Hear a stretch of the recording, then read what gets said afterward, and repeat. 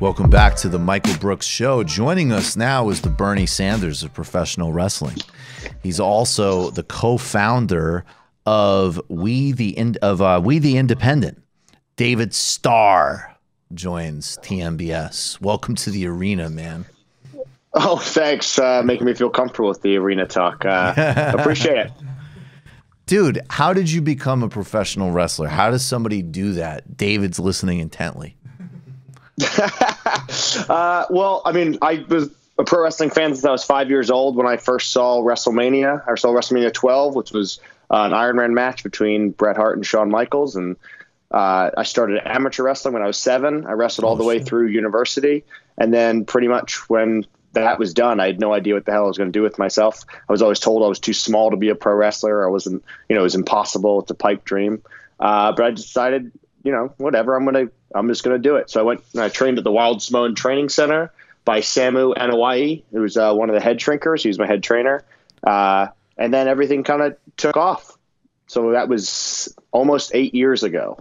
That's amazing. So before we go any further, I love this. I mean, obviously this means a lot to the show. This is, we'll put this up on screen. This is a photo.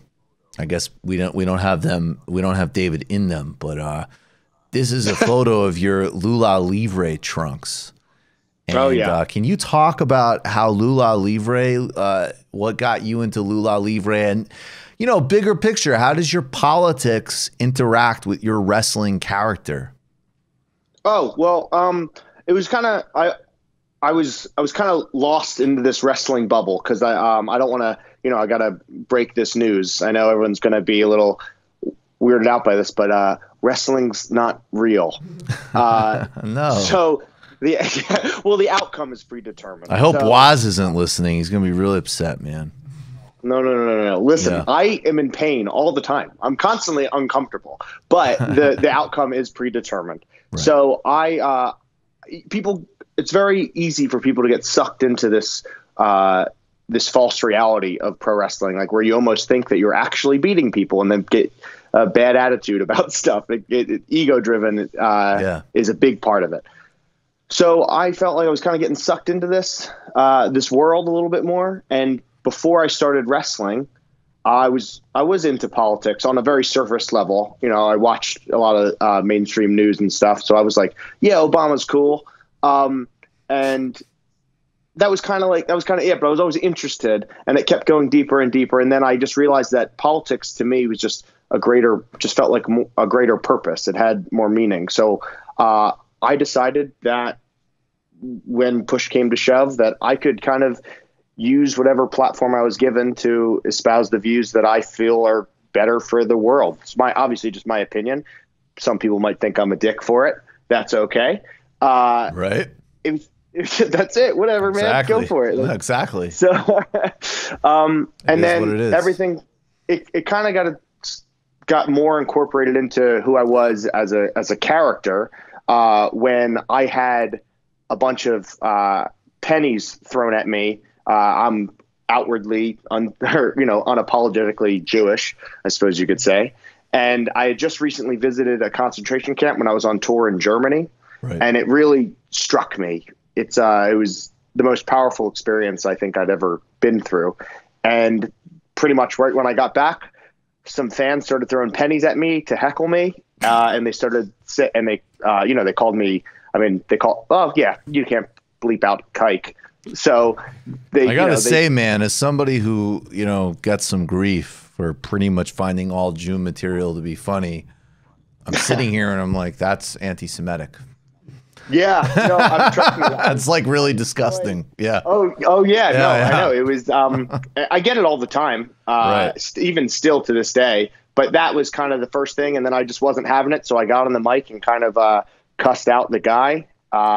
And then I was like, okay, it made me feel more comfortable to kind of bring it into the ring more and more and more. And then just when I had the opportunity to speak out on stuff or give my opinion, even, I decided to do it. This is kind of who I was, and it made me feel free. So I really, I really enjoy it.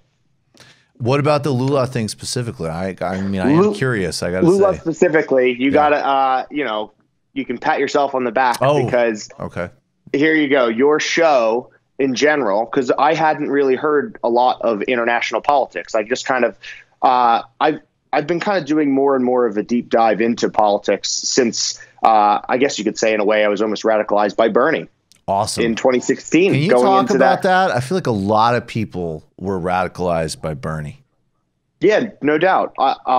My path came from, again, I was kind of into politics. I had started, I saw what Trump was doing, and that really shook me to my core. I was like, whoa, this isn't okay. Right. And then I started paying attention to the Democratic side of the primary. And then on Facebook, I was fortunate enough not to get sucked down, like the Ben Shapiro rabbit hole. And I found the Young Turks and I started seeing those videos. And I saw Hassan Piker and I saw Francis Maxwell's videos and things just kind of coming up. And I just watched it. Then I became a TYT subscriber and just started watching every one of their shows. And I just got more and more into politics. Then I found the Majority Report, because I also saw a bunch of those videos on Facebook as well. Yep. And then also, so I saw some of your stuff. And then when I started listening to your show, I got more of an international taste in politics. And then obviously that made me feel better as I started to travel more and more around the world. I started going to Europe for the first time in 2016. And then I pretty much was in Europe consistently till now. Now I live over here. You just watched a Michael Brooks show video. Subscribe to get them all. Why wouldn't you? Don't be foolish. Click subscribe below and become a patron as well. Patreon.com/TMBS. Thanks, everybody.